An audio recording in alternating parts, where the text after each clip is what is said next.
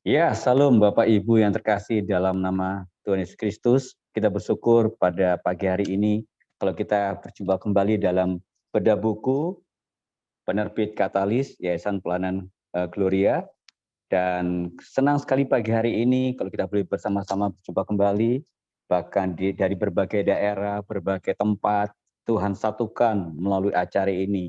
Dan biarlah selama kurang 1 jam ke depan, ya kita akan bersama-sama untuk boleh datang kepada Tuhan, kita boleh mengerti apa yang Tuhan inginkan kita lakukan dalam kehidupan kita. Dan kali ini kita akan membedah buku yang sangat menarik sekali, yaitu Discipleship. Dan buku ini Bapak Ibu nanti bisa mendapatkan atau bisa melihat lebih lanjut lagi. Tapi kali ini saya akan Bapak Ibu boleh melihat bahwa 5 langkah yang menolong gereja Anda membuat murid yang menghasilkan murid. Ada yang hilang dalam kehidupan gereja. Apakah gereja hari-hari ini benar-benar sedang memenuhi amanat Kristus untuk menjadikan murid dan mengajar mereka, sehingga pada waktunya mereka juga dapat melakukan hal yang sama. Itulah misi gereja.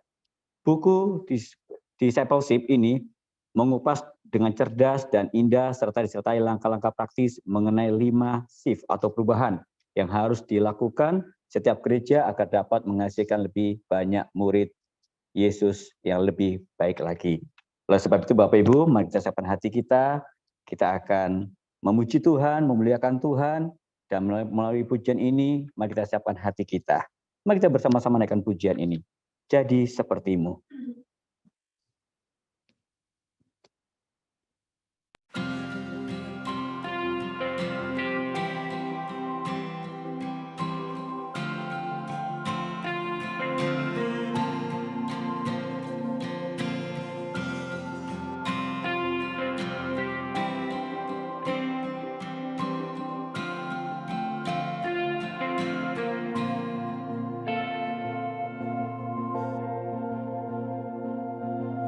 Bapa kau setia,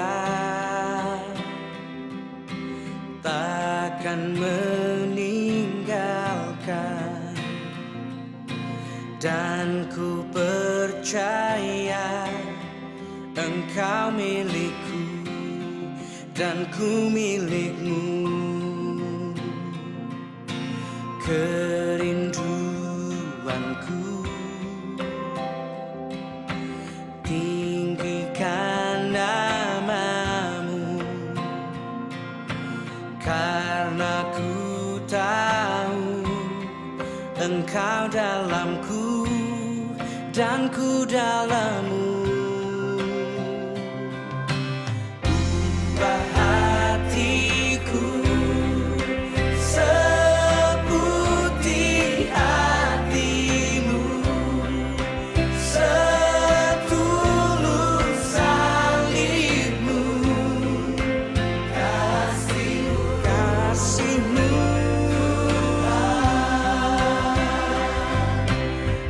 Biar mataku seperti matamu, pancarkan kasihmu, mau jadi sepertimu. Oh Yesus.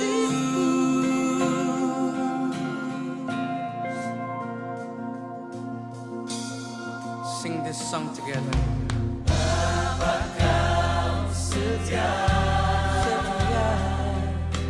takkan meninggalkan. Amin. Dan ku percaya Engkau milikku dan ku milikmu. Kerinduanku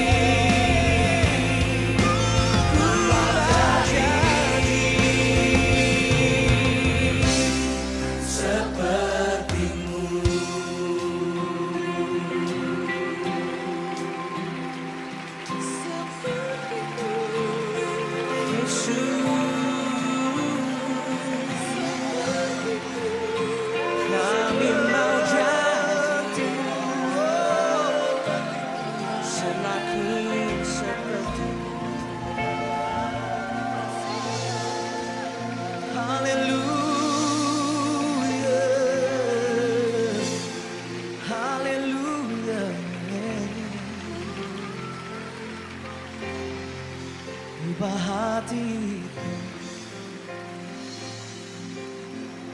Malam ini kami mau diubahkan, kami mau diubahkan.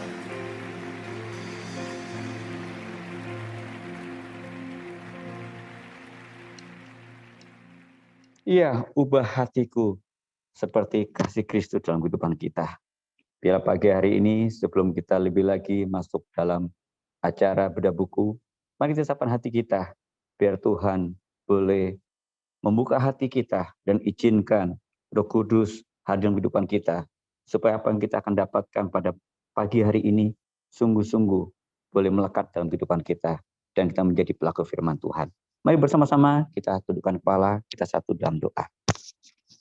Bapak, kami sungguh bersyukur buat pagi hari yang indah ini Tuhan, di mana kami boleh bersama-sama berkumpul kembali dalam acara bedah buku Tuhan. 1,5 jam ke depan Tuhan, kami rindu Tuhan, di dalam melalui materi Tuhan, yang akan disampaikan oleh hamba-Mu Tuhan, Bapak Petrus Tuhan. Melalui bedah buku ini Tuhan, kami dibukakan, kami disingkapkan Tuhan. Begitu banyak Tuhan yang Tuhan ingin kerjakan dalam kehidupan kami Tuhan, melalui pemuritan Tuhan. Bapak, kami rindu Tuhan, biarlah Tuhan, kami serahkan setiap kami lepas pribadi Tuhan, dimanapun kami berada Tuhan. Dan setiap peralatan yang dipakai Tuhan, baik handphone, laptop, sinyal, listrik Tuhan, semuanya dalam kendali-Mu Tuhan. Dan sertai Tuhan acara ini dari awal hingga akhirnya Tuhan, kami serahkan semua dalam tangan-Mu Tuhan. Terima kasih Bapak, kami siapkan hati kami Tuhan, di dalam nama Yesus, kami syukur dan berdoa. Amin. Ya baik, selanjutnya kami serahkan kepada Ibu Mariolet.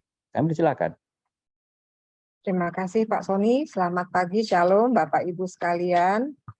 Terima kasih sudah bergabung di acara ini. Perkenalkan saya Mariolen, saya yang akan memoderatori acara ini. Dan di tengah kita sudah ada Bapak Petrus Budi Setiawan sebagai narasumber kita. Shalom, selamat pagi kalau untuk Indonesia. Pak Petrus. Ya, selamat pagi. Terima kasih untuk waktunya Bapak. Ya, beliau adalah hamba Tuhan di Orchard Road Presbyterian Church dan beliau menyelesaikan program studi komunikasi masanya di Universitas 11 Maret Surakarta, kemudian melanjutkan program Master of Divinity di Trinity Theological College Singapura, kemudian juga melanjutkan postgraduate studinya di Asian Graduate School of Theology. Jadi beliau ini dulunya full heart tapi tidak full time begitu untuk Tuhan ya, tapi sekarang sudah benar-benar full heart dan full time untuk Tuhan. Beliau memang dari dulu sangat terbeban untuk pemuritan. Beliau juga pernah aktif di Gloria, di Departemen Pembinaan Yayasan Gloria dari tahun 2012 hingga 2015. Beliau hingga saat ini tetap menjadi penggiat pemuritan yang juga menggunakan materi dari Gloria. Terima kasih Pak Petrus untuk hal ini. Ya, Pak Petrus sebagai seorang gembala dan sekarang sudah merambah untuk Asia begitu ya, karena sudah dari Indonesia yang dulunya sempat menjadi menjadi gembala di Gereja GKA Abdi Solo ya, dan sekarang sudah Tuhan percayakan lebih jauh lagi di radiusnya untuk masuk ke wilayah Asia, berada di Singapura. Menurut Bapak, bagaimana keadaan gereja saat ini, terutama untuk pertumbuhan kerohanian jemaat? Baik, sebetulnya materi itu akan lebih banyak disampaikan nanti di materi bedah buku, karena di materi itu akan banyak diungkapkan kondisi gereja pada umumnya. Ya, saya tidak menyamaratakan semua gereja, tapi pada umumnya gereja-gereja secara konvensional, secara tradisi melakukan apa yang sudah biasa dilakukan. Dan itu perlu memang ada perubahan paradigma besar untuk kita kembali kepada fokus pemuridan. Beberapa gereja atau paling tidak di beberapa negara dalam 15 tahun terakhir sudah mulai aware, sudah mulai sadar akan pentingnya kembali ke akar-akar pemuridan. Ada banyak seminar, banyak percakapan-percakapan, banyak bahan-bahan yang dibuat.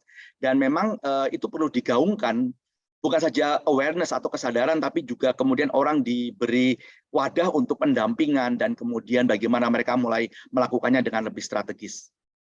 Baik, berarti kita sepakat bahwa memang ada satu hal yang kadang terlupakan atau mungkin menjadi mahakarya yang hilang, ya, menjadi karya seni yang hilang, yaitu pemuritan. Sementara kita tahu betapa pentingnya pemuritan ini ada di gereja. Oleh sebab itu kita langsung saja ya Pak Petrus untuk melihat isi dari buku Discipleship, sehingga kita akan semakin terbuka tentang pentingnya pemuritan di gereja.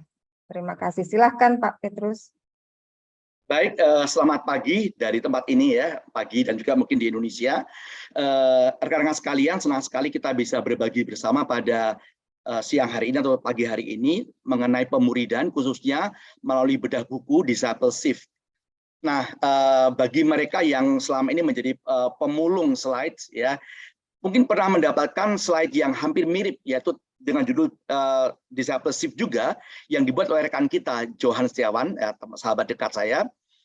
Saya memakai template atau format font dan sebagainya dari yang sudah dipakai oleh Johan. Tapi isinya tentu sangat berbeda dengan apa yang Johan buat, walaupun ada banyak kemiripan karena memang itu juga menyampaikan discipleship, tapi sebagai bahan pembinaan, sehingga ada beberapa dimensi atau buku-buku lain atau katakanlah komparasi lain yang dimasukkan dalam slide tersebut. Sedangkan ini dalam kerangka bedah buku, jadi ini lebih murni kepada seluruh gagasan yang ada di buku ini saja. Jadi disclaimer-nya adalah saya tidak memasukkan atau sangat sedikit memasukkan gagasan-gagasan saya. Jadi karena ini bedah buku, maka segala yang tertulis itu adalah ringkasan, kutipan atau membahasakan ulang dari isi buku tersebut. Ya, saya sempat membuat draftnya itu seratusan slide sebetulnya, tapi kemudian karena apa? Karena ketika saya membaca buku ini itu sangat padat, hampir semua kalimat itu kalimat yang bernas sekali, sehingga sayang sekali kalau tidak diungkapkan begitu. Namun kemudian karena waktu, ya maka kemudian harus ditrim, harus dipotong sana sini supaya apa yang sungguh-sungguh core atau inti itu yang mungkin akan saya tampilkan. Kedua, memang kalau saya sampaikan semua yang penting, nanti tidak ada yang beli bukunya. Ya. Jadi karena itu mungkin ini sebagai appetizer, sebagai lihatlah ada banyak hal yang belum dijelaskan atau belum diterangkan melalui bedah buku ini, sehingga beli bukunya, baca bukunya, ya ini endorsement ya, walaupun belum ada kesepakatan fee dari awal kalau saya ngomong berapa kali tentang buku ini gitu ya. Baik, rekan-rekan, untuk mengikuti bedah buku ini saya akan share screen bersama-sama supaya kita bisa belajar. Jadi rekan-rekan sekalian, kita akan belajar tentang sebuah perubahan paradigma, 5 langkah yang menolong gereja ya untuk sungguh-sungguh mereka bisa fokus kepada pemuridan. Ya, itu yang merupakan ide utama dari hal ini. Ya. Nah, penulis dari buku ini adalah 2 orang, jadi ini kolaborasi. Yang pertama Jim Putman, dia pendiri dan gembala Real Life Ministry. Kemudian mereka membuat kurikulum yang akan dilakukan atau merupakan kurikulum inti dari pelayanan mereka. Ya. Yang kedua adalah Bobby Harrington. Beliau ini lebih kepada sisi akademis, jadi dia melakukan banyak studi dan kemudian beberapa hasil dari studi tersebut atau katakanlah penelitian tersebut menjadi dasar untuk membuat gagasan-gagasan dari buku ini. Nah, menarik sekali, buku ini ada sebuah kata pengantar dari Robert Coleman, seorang pendekar pemuridan, ya, penulis Master Plan of Evangelism. Dia berkata demikian, ada yang hilang dalam kehidupan gereja. Tentu ini bukan sebuah evaluasi sederhana karena beliau sudah 80 tahun lebih ya usianya, tentu pengamatannya cukup valid. Institusi masa kini ini memiliki bentuk agama yang santun, tetapi tampaknya kurang memiliki kuasa-kuasa untuk mengubah secara radikal kehidupan masyarakat yang menyimpang. Ini bukan berarti tak ada hal baik yang terjadi. Gereja bukannya salah atau sedang tersesat, namun dampak untuk menjadi pengubah dari komunitas itu tidak terasa, kata beliau. Sesungguhnya berbagai hal sedang terjadi, dan jika keberhasilan diukur dengan acara-acara besar, gedung-gedung besar, anggaran besar, maka gereja tampaknya sedang melakukan hal yang sangat baik. It's okay. Namun pertanyaannya sesungguhnya yang harus diajukan adalah, ini pertanyaan inti, apakah semua hal ini benar-benar sedang memenuhi amanat agung untuk menjadikan murid dan mengajar mereka, sehingga pada waktunya mereka juga dapat melakukan hal yang sama? Itulah misi gereja. Dengan kata lain, Robert Coleman mengatakan bahwa gereja ada, eksis, namun kehilangan pekerjaan misinya. Itu yang merupakan kegelisahannya. Ya, buku ini berusaha mengatasi masalah kedangkalan yang dianggap pantas di rumah Tuhan dan apa yang dapat dilakukan mengenai hal itu. Karena begitu terus-menerus merupakan tradisi, maka shallow atau kedangkalan itu dianggap biasa, bahkan normatif. Ya, sehingga ketika ada gereja yang sebetulnya gereja itu normal melakukan amanat agung, dianggap gereja yang luar biasa. Waduh, luar biasa ya gereja itu. Mereka melakukan pemuridan. Pemuridan adalah hal yang wajar. Namun ketika yang tidak wajar itu menjadi normatif, menjadi semacam ukuran normal, maka yang wajar menjadi tidak normal, gitu ya. Untuk mewujudkan hal ini, penulis Jim Putman dan Bobby Harrington mengembangkan sebuah rencana pemuridan intensional yang dikembangkan melalui relasi-relasi pribadi dan kelompok untuk menjadi pusat kehidupan gereja. Nah, ini inti dari buku ini. Ya. Banyak pemimpin hanya melakukan perbaikan baru secara cepat, menerapkan solusi yang tidak tepat atas persoalan gereja yang paling mendasar. Gejala-gejalanya teratasi, tetapi penyebabnya tidak. Mohon maaf, rekan-rekan saya membaca dengan cepat ya, karena mengingat waktu dan materi yang cukup padat. Karena ada tulisan, maka saya harap bacaan cepat saya tetap bisa diikuti melalui teks. Buku ini membawa kita ke akar permasalahannya, dan untuk itu diperlukan waktu. Para pemimpin yang bijak perlu bergerak perlahan-lahan menuju perubahan kultur atau metodologi baru. Berarti kan perubahan kultur, perubahan culture. Budaya yang sudah ada di gereja itu, kalau ingin mengubah budaya tidak mudah. Gereja yang sudah puluhan tahun, bahkan ratusan tahun memiliki tradisi tertentu, tiba-tiba ingin diubah, wah itu menimbulkan banyak persoalan. Antara pengubah maupun orang-orang yang diajak mengubah, dan orang-orang yang akan diubah. Ya. Nah, jadi kalau kita lihat buku Discipleship ini, di buku ini penulis mengajak kita lebih dahulu berfokus pada filosofi tentang mengapa perubahan itu diperlukan. Yang kedua baru adaptasi praktis. Jadi mengetahui mengapa dulu, kemudian bagaimana. Jadi polanya begitu, kalau ada dua bab, satu pemahaman dikasih dua bab begitu ya. Bab pertama itu mengapa, bab berikutnya adalah bagaimana. Setiap shift atau perubahan dalam dua bab tadi ya, namun memang ada satu bab, yaitu bab-bab awal yang bukan cuma dua, tapi 3 bab. Ya, nah saya akan mengikuti bab demi bab, membuat ringkasannya, membuat beberapa summary pokok. Nah, seluruh keterangan dari summary itu atau ringkasan itu ada di buku ini, diterangkan dengan sangat baik dengan berbagai macam contoh. Jadi pesan penulis, kalau kita membaca buku ini, tahanlah dorongan untuk langsung melompat kepada solusi. Apalagi membaca, oh 2 bab. Yang pertama, apa, ya, yang kedua, yang pertama mengapa, yang ketiga bagaimana. Yaudahlah, yang pertama nggak usah saya baca, bagaimana yang lebih penting. Tidak ya. Terlalu banyak pemimpin yang tergoda untuk membaca sebuah buku atau mengikuti sebuah konferensi dan kemudian langsung ya berusaha mengubah gereja mereka kepada hal besar berikutnya. Apapun itu. Nah, buku ini tidak seperti itu. Bukan hal mudah mengubah cara kerja gereja lokal agar menjadi lebih efektif. Bersabarlah, kata penulis, dan kemudikanlah kapal Anda perlahan-lahan dengan bijaksana. Pelajarilah solusi inti untuk persoalan-persoalan gereja Anda, dan kemudian bekerjalah dalam tim sesuai situasi spesifik gereja Anda untuk melakukan perubahan yang efektif dan menetap. Rekan-rekan kalau membaca buku ini itu sharing dari pendeta ke pendeta, pergumulan mereka, kegagalan mereka, kerisauan mereka. Jadi mungkin yang non pendeta waktu membaca kesannya saya bukan pendeta, tapi ingat ini berlaku secara umum. Para pemimpin gereja, para penggerak-penggerak pemuridan, atau paling tidak, saya berharap ya, kalau rekan-rekan yang non pendeta membaca buku ini, rekan-rekan bisa memahami simpati dengan pergumulan para pendeta, para pemimpin gereja yang merindukan perubahan tapi tidak kunjung terlihat. Ada apa?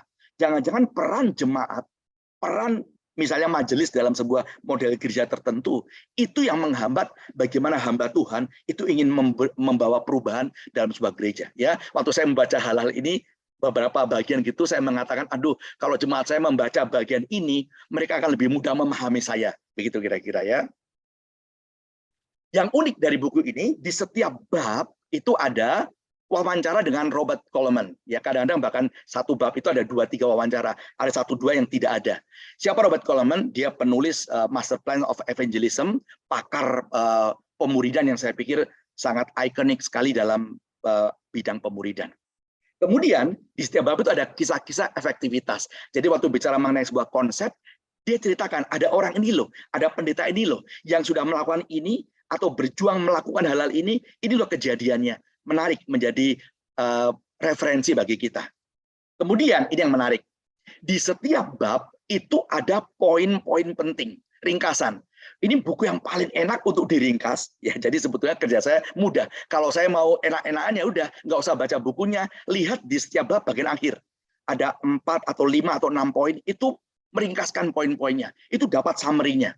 Namun sekali lagi, yang namanya poin itu tidak ada elaborate, nggak diterangkan lebih luas, tidak dijabarkan. Penjabarannya ada di materinya, gitu ya.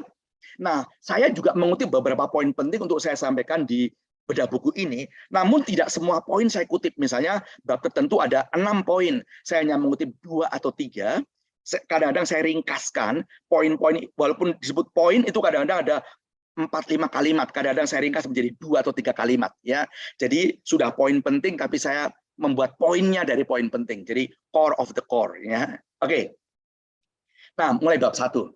Dia diberikan judul mesin yang menggerakkan semuanya. Poin utama dari bab ini adalah apa tujuan Allah untuk gereja lokal.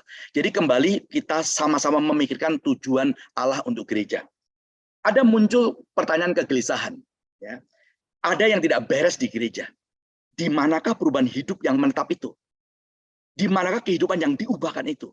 Mengapa orang-orang di gereja kita sama saja dengan orang-orang dunia? Mengapa kita tidak menghasilkan orang-orang yang serupa Kristus? Jadi produk, ya, hasil dari gereja yang berupa orang yang serupa dengan Kristus, para peniru Kristus, the imitators of Christ, itu tidak dilihat. Kok kesannya orang yang di gereja beragama Kristen dengan orang yang tidak ke gereja tidak beragama Kristen, kok sama ya? Ini menimbulkan kegelisahan. Nah, kemudian dikatakan ada 4 kategori gereja. Nanti rekan-rekan bisa baca keterangannya masing-masing sambil mencocokkan. Oh, pelayanan saya kalau non gereja ya, atau gereja kami itu lebih ke arah yang ini loh. Kadang-kadang ada saya melihat ada gabungan, bukan cuma satu model.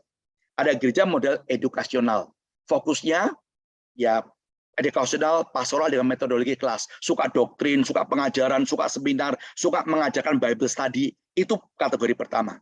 Kedua, atraksional. Fokusnya atraksi dengan metodologi pertunjukan, musik yang baik, panggung yang bagus, lampu dan sebagainya. Ya, jadi sound system, acara-acara yang berupa panggung. Orang-orang datang karena tertarik dengan gereja tersebut. Ada yang misional, pelayanan.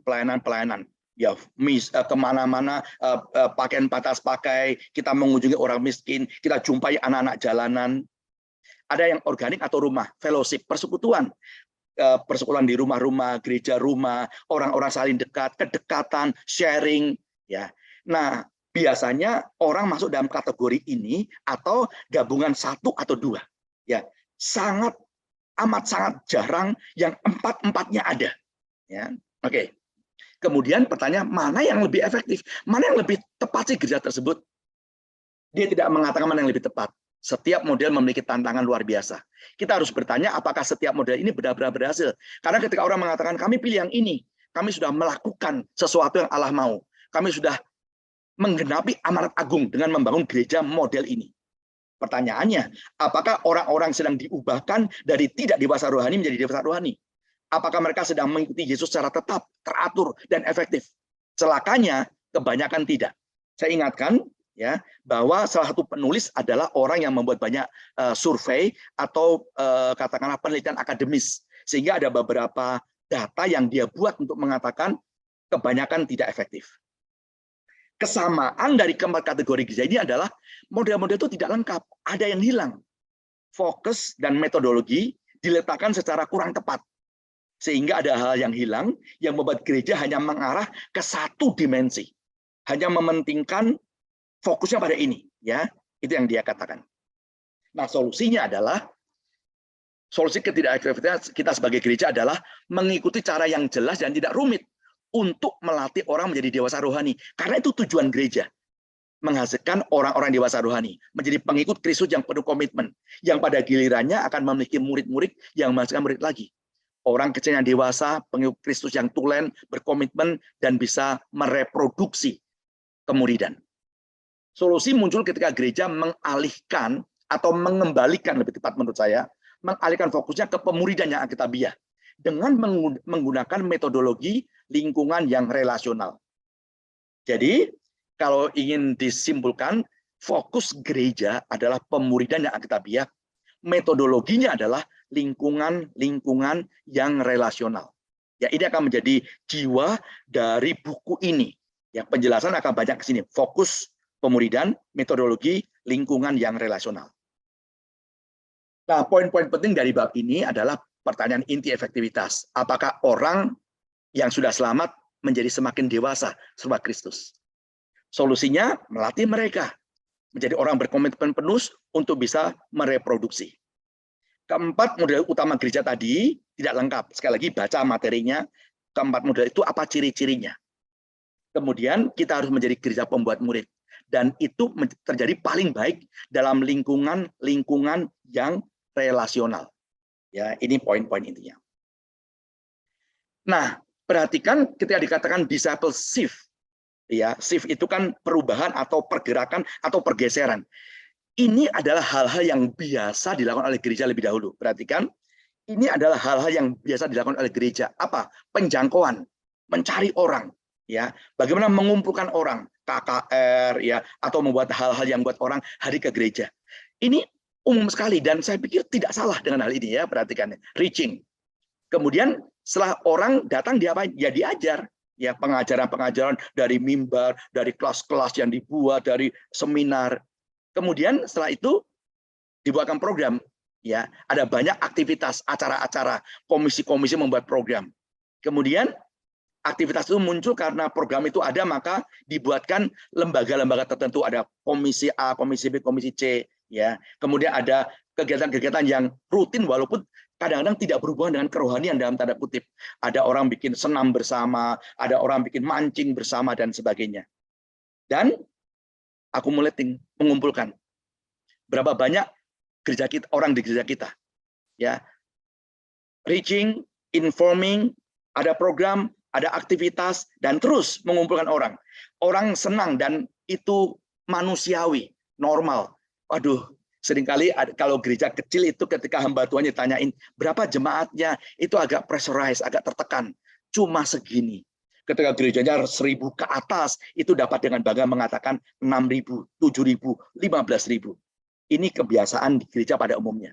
Nah, sekarang apa yang perlu di-shift, apa yang perlu dialihkan, apa yang perlu diubah dari reaching menjadi making, informing menjadi equipping, program menjadi purpose, activity kepada relationship, accumulating kepada deploying. Ya, nah ini adalah bagian dari buku ini. 5 perubahan. Kita akan lihat nanti satu persatu, ya. Jadi perubahan pertama adalah dari reaching, menjangkau, menjadi membuat. Ketika saya membaca buku ini, kalau disebut shift, perubahan, itu kesannya meninggalkan. Ya, tidak perlu lagi reaching. Sekarang mikir making. Ya, tinggalkan menjangkau. Sekarang kita beralih menjadi membuat. Menurut saya, shift ini bukan meninggalkan. Dalam pembacaan saya, pada waktu orang making, itu pasti ada reaching.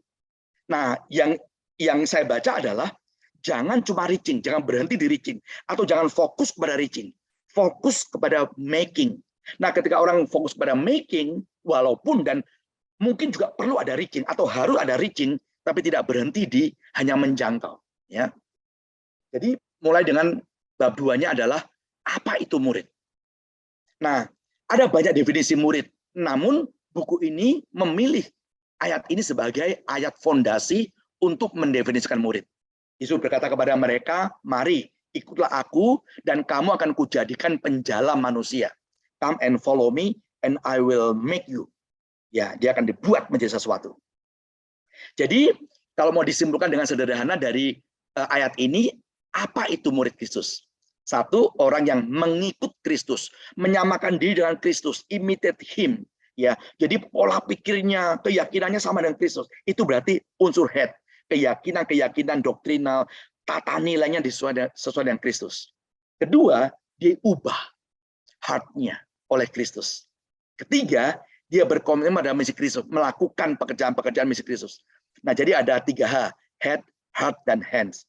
Nah, banyak teman-teman yang kami sering kali berpemuridan, ya dengan Kambium dan sebagainya, mengusulkan tambahan ini. Saya tulis ya, tidak ada di buku itu, tapi H keempat yaitu habit. Terus-menerus melakukannya. Jadi kalau mau dikomplitkan, head, heart, hands, dan habit. Ya, ingat, ada beberapa gereja hanya fokus pada head, ngajar terus.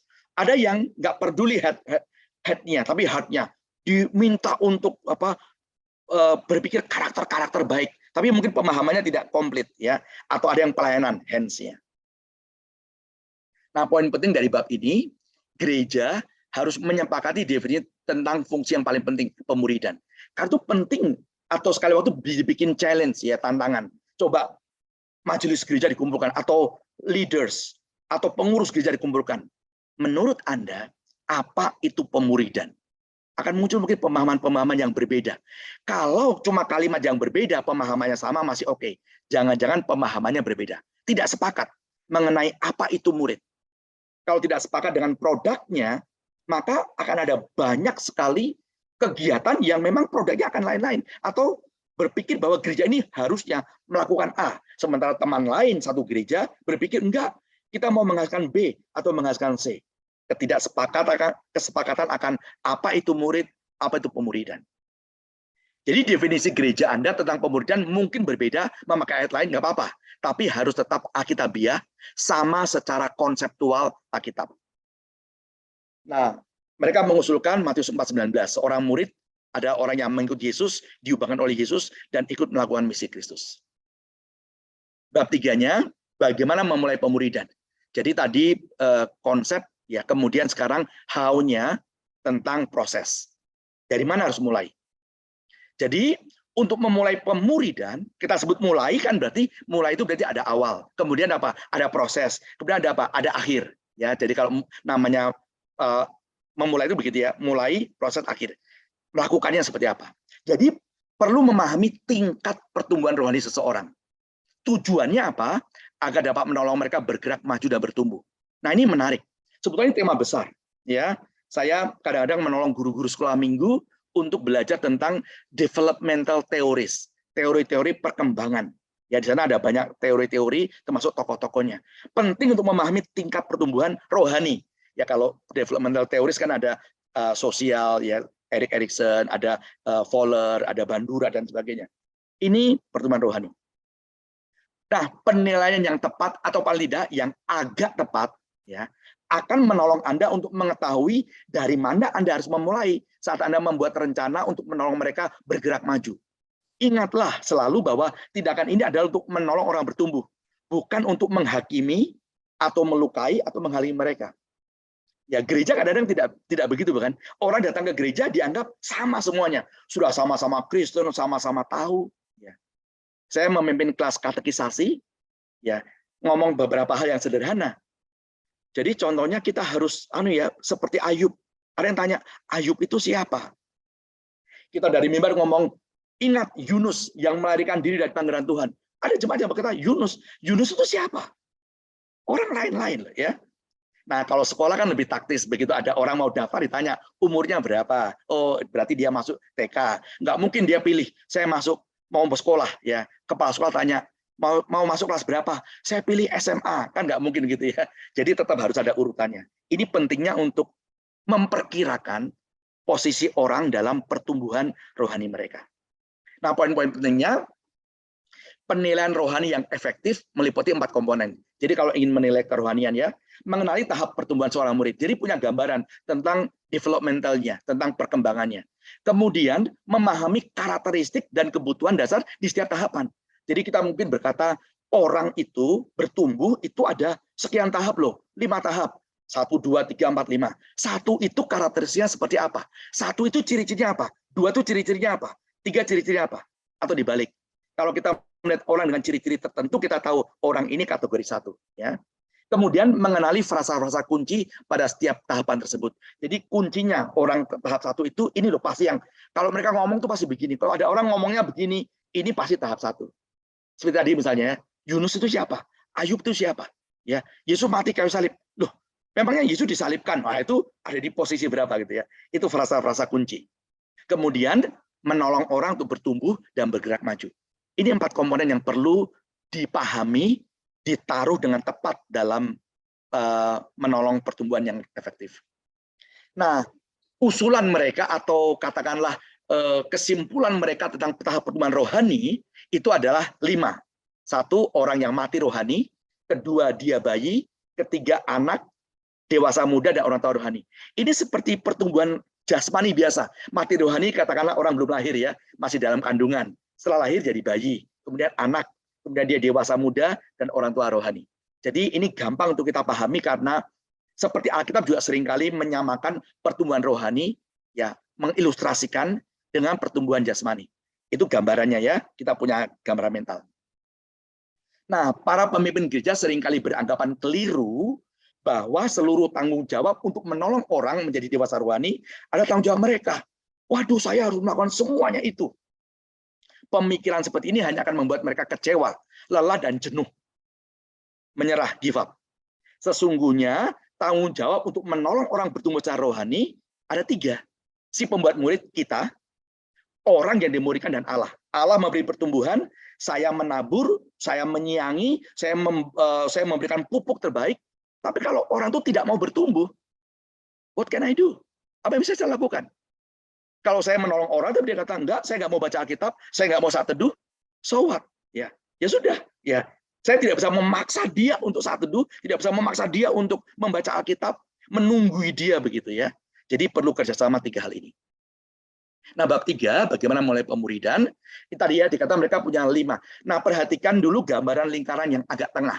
Jadi yang agak di highlight itu ya.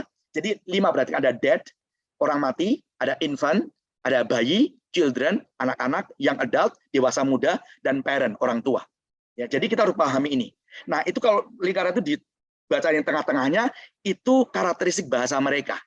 Ya, itu kalau cirinya orang mati itu apa? Cirinya infant atau bayi itu modelnya seperti apa? Children dan sebagainya. Kemudian lingkaran sedikit luarnya itu adalah apa yang perlu kita lakukan. Itu ada ini kuncinya, ada share, connect, train to minister, release to be disciple maker. Ada SCMD nanti singkatannya. Apa yang perlu dilakukan? Nanti di buku itu akan dijelaskan satu persatu ya. Saya tidak akan menjelaskan karena waktunya sangat cepat. Ya. Sebetulnya Gloria juga membangun kurikulum, kita memakai kurikulum Cambium, sekarang menjadi kurikulum inti gereja saya dengan berbagai macam perkembangannya. Saya membuat tambahan-tambahan, tapi sama. Ya, ini yang kita lakukan yaitu kita percaya bahwa ada orang yang belum percaya pra-Kristen, ada orang yang setelah mendengar Injil Pertubuhan Baru, kemudian dia murid yang bertumbuh dan melayani, dan dia menjadi murid yang bermisi. Ini istilah yang dipakai dalam Cambium. Tapi sama tadi ya, ada dead, ada infant dan sebagainya. Nah, kemudian bab 4, dalam bidang apa saja seorang murid perlu bertumbuh. Buku ini menyarankan ya, jadi ada 4 bidang. 1, relasi dengan Yesus Kristus. Orang perlu bertumbuh dalam relasi dengan Tuhan, spiritualitas. Tapi dia perlu bertumbuh dalam relasi dalam keluarganya. Ya. Kemudian dengan keluarga Allah, yaitu gereja. Kemudian dengan dunia, tempat di mana dia berada, keseharian. Dia sekolah, dia bekerja, dan sebagainya. 4 aspek ini perlu ditolong supaya orang memiliki pertumbuhan yang komprehensif. Poin-poin penting, kunci menghasilkan pertumbuhan yang signifikan bukan saja pada setiap orang dididik dalam 4 aspek ini, tapi mereka mengikuti Yesus secara holistik di setiap aspek kehidupan tersebut. Ingat, pertumbuhan tiap orang berbeda-beda kecepatannya, tergantung tingkat kedewasaan rohani masing-masing. Kita tidak bisa memaksa anak sama dengan orang tua. Bahkan sesama anak pun itu pace-nya, kecepatan berbeda-beda. Kebutuhan khusus mereka bisa berbeda. Karena itu perlu penanganan yang orang sebut customize, ya, dikhususkan bagi dia. Peperangan rohani dalam pertumbuhan selalu menjadi bagian proses pemuridan. Ada banyak hal yang menghalangi, kejenuhan, kegagalan, tidak melihat hasil. Saya sekarang dalam proses mengumpulkan kegagalan-kegagalan pemuridan di gereja. Ya, dulu dengan optimisme, setelah saya mencoba, kok nggak berhasil, kok sulit, ternyata begini. Itu perlu diinventarisasi. Termasuk di sana kita yakin iblis bekerja. Kedua, dari informing kepada equipping, dari memberi informasi kepada memperlengkapi. pertanyaan mendasarnya, saya gabungkan bab 5 dan 6 karena sangat dekat sekali, jadi tidak perlu saya pisah. Pemimpin rohani macam apakah diri Anda? Ini 5 dan 6. Jadi dia berbicara mengenai peran pemimpin. Apa peran pemimpin? Sekali lagi, walaupun ini konteks gereja, ini juga bisa menjadi konteks yayasan Kristen, persekutuan Kristen, ya, atau mungkin pemuridan di kantor, ya. Apa peran pemimpin dalam proses membuat murid? Bab 6-nya diterangkan, Anda itu bukan cuma pemimpin gereja, Anda itu dalam konteks pemuridan, Anda itu pemerlengkap, equiper. Jadi apa saja peran spesifik dari pendeta yang menyadari saya ini pembuat murid, ya. Jadi peran pemimpin, dia mengubah cara berpikir tentang pekerjaan kita, panggilan kita sebagai pendeta atau pemimpin. Pada umumnya pendeta apa? Ya khotbah, ya perkunjungan, ngajar katekisasi, seputar itu. Dan memang waktu saya diundang ke gereja sekarang ini, saya berkata bahwa saya tidak mau hanya seperti itu. Ya, saya mau menjadi pendeta yang melakukan pemuridan, pendeta yang mengambil waktu untuk memuridkan, pendeta yang memperlengkapi orang untuk pemuridan. Kalau Anda bersedia, saya mau. Kalau Anda tidak bersedia, saya tidak bersedia. Ya, saya tidak mau hanya khotbah, perkunjungan, ngajar katekisasi, menguburkan orang, tidak mau hanya itu. Jadi itu meliputi apa? Menemukan tujuan yang tepat bagi gereja, mendefinisikan murid dan pemuridan dengan tepat, menggunakan metodologi, format, bahan, ya metode yang tepat, strategi, dan menghasilkan buah. Jadi pemahamannya tepat, tujuan tepat, definisi kerjanya baik, ada metodologi, ada strategi yang dipakai, dan ada hasil. Itu yang diharapkan dari pemimpin. Nah, kemudian dia kasih ilustrasi, kita itu atlet, para pemimpin itu atlet atau pelatih. Bedanya apa? Atlet itu, ya saya, focus on me. Anda lihat saya baik, saya bisa menyenangkan, orang kagum dengan apa yang saya lakukan. Banyak pemimpin masih ada di aspek itu, walaupun ini tidak terhindari. Kalau Anda melakukan pemuridan dengan baik, Anda akan dikenal, Anda akan orang, iya baik ya, kagum. Tapi kalau hanya itu, celakalah kita. Pelatih, Anda memberdayakan orang lain untuk bekerja sama sebagai tim. Kadang-kadang kita tidak tahu ya, siapa pelatihnya Lionel Messi, siapa pelatihnya katakanlah Taufik Hidayat. Kita nggak kenal, tapi nggak apa-apa.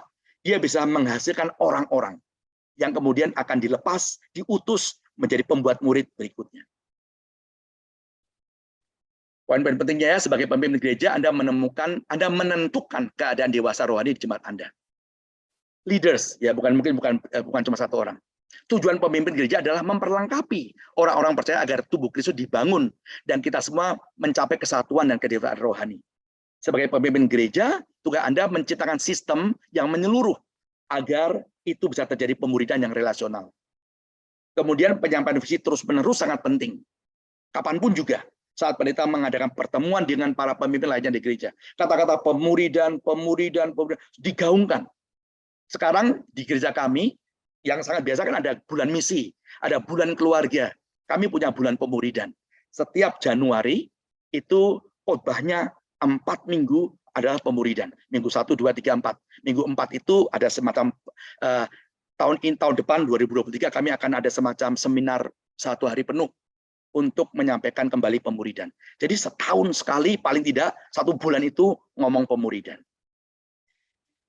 Ketiga, dari program kepada tujuan. Komponen pemuridan pribadi ke pribadi. Apa peran gereja yang sebenarnya dalam membangun pemuridan? Jadi pentingnya lingkungan yang relasional. Discipleship atau perubahan ketiga perlu dilakukan gereja adalah untuk mengembangkan kultur pemuridan pribadi ke pribadi. Ada budayanya. Kalau orang berkata pemuridan itu sudah semacam ya ini agama kita kira gitu ya. Ini kebiasaan kita. Gereja kita apa? Ya pemuridan. Itu yang perlu dibangun. Ada 3 komponen penting dalam proses pembuat murid. Firman Tuhan, Roh Tuhan, dan umat Tuhan.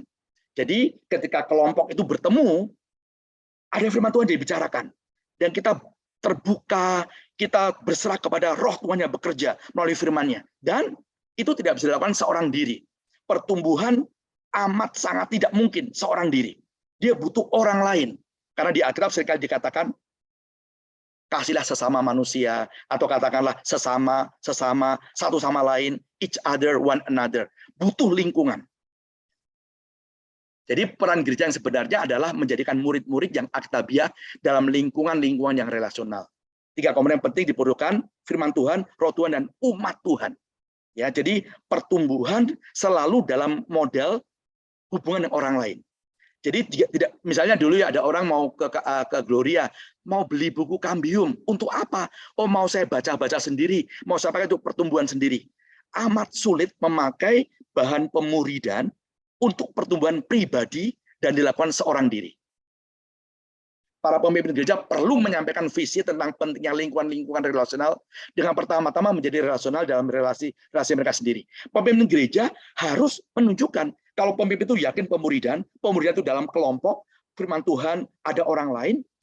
Kalau ada pendeta mengatakan, oke ya, silakan jemaat kalian berpemuridan. Saya nggak sempat, saya nggak ada waktu. Saya itu khotbah, saya itu kebaktian keluarga, saya itu perkunjungan. Kalau pemimpinnya sendiri tidak sedang memuridkan, tidak punya lingkungan, ya apa yang akan terjadi? Dia tidak memberikan pesan yang kuat. Karena itu saya berkata kepada para majelis, sekarang itu sudah semacam wajib. Majelis gereja itu telah ikut pemuridan atau sedang ikut pemuridan. Ya, karena apa? Itu menyampaikan pesan yang kuat kepada jemaat. Tadi ada 1-2 peserta yang ikut dalam acara ini, mereka adalah kelompok-kelompok saya yang masih dengan saya, ya. Jadi ada yang sudah 3 tahun, ada yang sudah 5 tahun dengan saya di gereja ini. Kami masih pertemuan ya dengan mereka. Para pemimpin gereja perlu membuat sistem yang menyediakan relasi. Jadi ketika kita menghimbau orang membuat relasi, kita bikin sistemnya. Ada kelompok-kelompok kecil, kita minta mereka untuk bertemu, kita kasih, kalau mereka belum tahu ketemu mau ngapain, kita kasih tugas, kita kasih pertanyaan-pertanyaan untuk didiskusikan di kelompok, dan seterusnya. Bagian terpenting dari tugas pendeta sebagai penyampai visi adalah membuat jemaat menyadari dulu kebutuhan mereka akan pemuridan dan merindukannya. Mereka dengar pemuridan, apa itu? Mereka mengerti, saya mau ikut, saya mau ikut, saya mau ikut. Ya. Ada 3 bagian dalam terjadinya proses pemuridan, si pembuat murid, orang yang dimuridkan, dan Tuhan. Ya, ketiga-tiganya berkolaborasi. Bab 8, menyingsingkan lengan baju dan melibatkan diri. Untuk apa sebenarnya Anda memperlengkapi orang-orang di gereja? Jadi kerinduan kita adalah ada murid yang menghasilkan murid. Nah, ada model sederhana. Tadi ingat ada 5 kondisi rohani, dari mulai mati, bayi, dan sebagainya. Kemudian apa yang kita lakukan?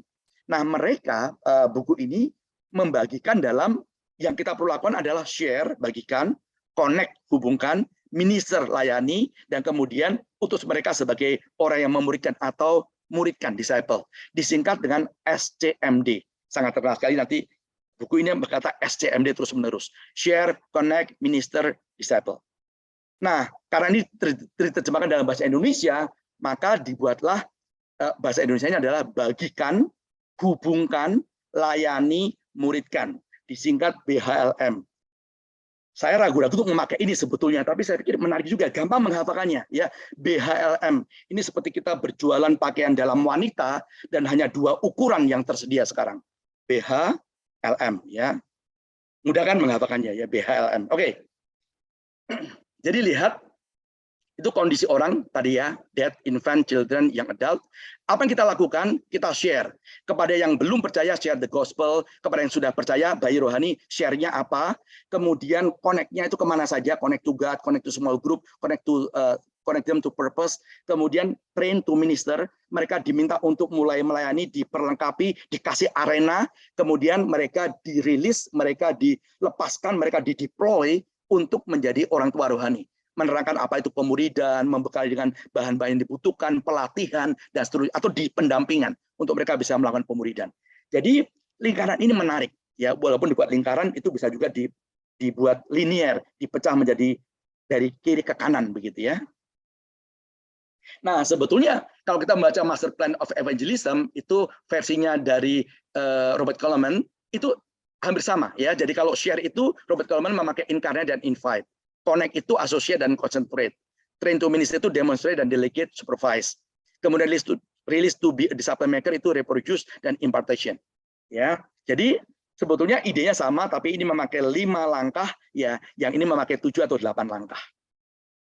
Di Cambium, ya, produk dari Gloria juga begitu. Untuk mereka yang ada di level-level ini, tahap-tahap ini apa yang kita lakukan? Kita menjangkau penginjilan, ya, share tadi. Kemudian kita memperlengkapi untuk bisa pembinaan agar mereka bertumbuh, diperlengkapi untuk bisa melayani, dan kemudian kita deploy atau kita utus mereka. Jadi poinnya strategi dan fokus pelayanan Yesus berfokus kepada investasi dalam kelompok kecil orang sehingga mereka pada gilirannya akan bertumbuh menjadi dewasa rohani dan menghasilkan murid lagi. Jadi Yesus itu dia investasi ya kepada sedikit orang. Invest your life to people atau in people. Ya. Yesus membagikan hidupnya kepada orang lain melalui perkataan perbuatannya. Dia mengundang mereka untuk with him ada relasi. Selama dengan mereka dia bagikan kebenaran, sementara mereka diam mereka untuk melayani, ya kemudian dia mengutus mereka untuk melakukannya. Kurang apa lagi? Mereka pernah mendapatkan contoh, mereka pernah mengalami dimuridkan, dan sekarang mereka didorong untuk melakukan hal yang sama. Itu yang Yesus lakukan. Roy Robertson pernah berkata, kalau Anda memiliki 12 anak rohani seperti Yesus, dan 12 orang ini pada 3 tahun berikutnya 12 anak rohani lagi, kemudian terus begitu berlipat ganda secara 5 generasi, maka dalam 5 generasi tersebut tergantung generasi itu Anda masukkan 2 tahun, 3 tahun, dia reproduksinya berapa tahun gitu ya.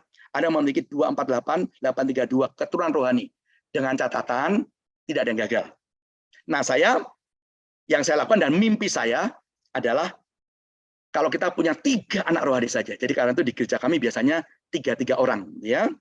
Dan kemudian 3 anak ini memiliki 3 lagi, terus begitu, ya 3, 9, 27, 81, maka Anda memiliki 81 keturunan rohani. More than enough. Saya cukup puas kalau di bawah kita ada lihat 81 orang, gitu ya. 4. Memikirkan ulang kegiatan-kegiatan kita. Bagaimana mengarahkan setiap pelayanan gereja kepada pemuridan. Kata kunci dalam ini adalah penyelarasan, ya, alignment. Penyelarasan sangat sulit kalau gereja Anda sudah mapan, sudah tradisi dari waktunya sudah lama. Memang begini ini, semuanya sudah ada. Ingat, memulai program, ada program baru kita cut, itu lebih mudah. Ada orang mengusulkan program, kita katakan tidak, itu lebih mudah daripada program itu sudah 30 tahun kita katakan tolong ya ini dihentikan, dibubarkan. Saya mengunjungi bercakap-cakap dengan satu gereja di Kalimantan. Waktu mereka ingin shift kepada pemuridan, mereka menghilangkan apa? Komisi pemuda, ya, komisi wanita, ada beberapa komisi dihilangkan. Wah, menarik. Prinsip keselarasan, setiap program dan pelayanan gereja yang ada berjalan selaras dengan tujuan untuk menghasilkan murid secara keseluruhan. Yang ada itu harus selaras.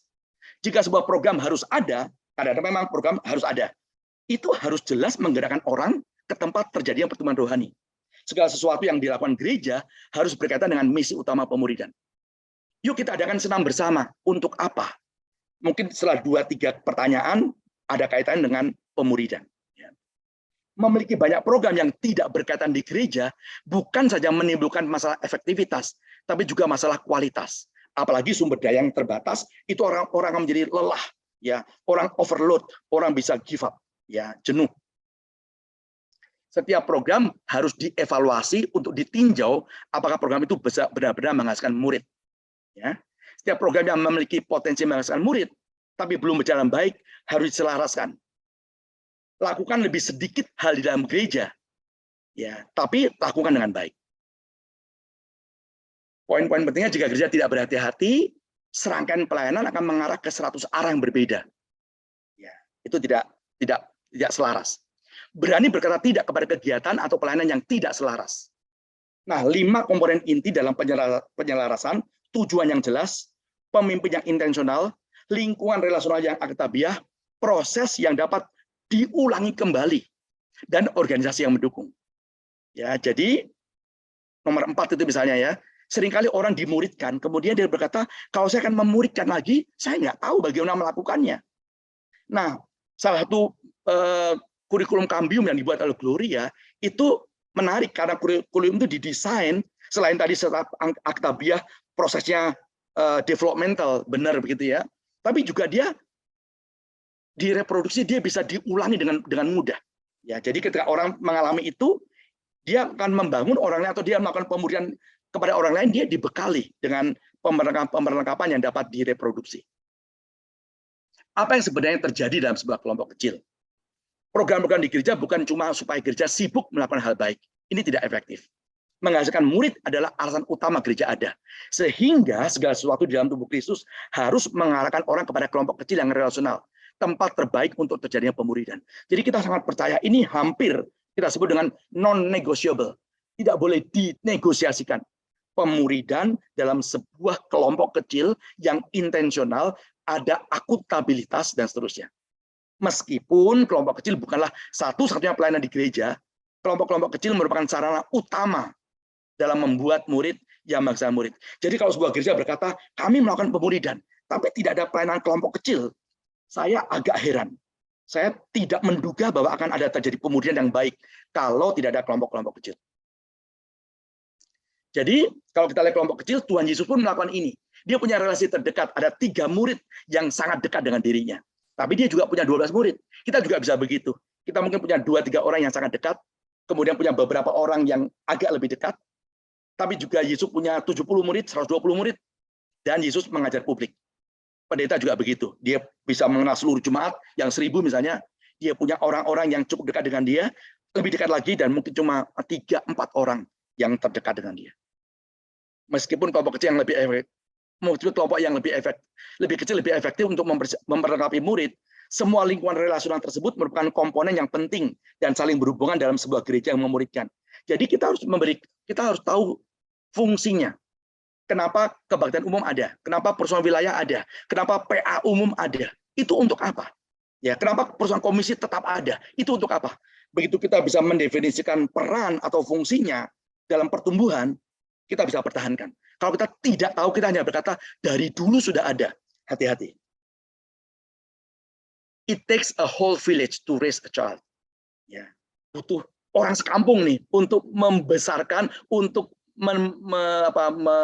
membimbing seorang anak. Ya, dibutuhkan seluruh gereja as a family untuk membangun seorang murid. Kelompok kecil yang relasional merupakan tulang punggung pemuridan. Ini backbone-nya pemuridan. Harus ada menurut saya. Tujuan kelompok kecil itu didefinisikan sebagai pendukung pemuridan, bukan sebagai persekutuan atau konseling atau bahkan penjangkauan semata. Sudah ada kelompok kecil, tidak berarti ada pemuridan. Nah, kelompok kecil itu ngapain? Ya, hanya ngobrol-ngobrol, yang gosip-gosip, atau sekedar makan-makan. Ya, jadi kelompok kecil yang intentionally dibuat untuk pemuridan. Kelompok kecil pembuat murid ada 3 komponen.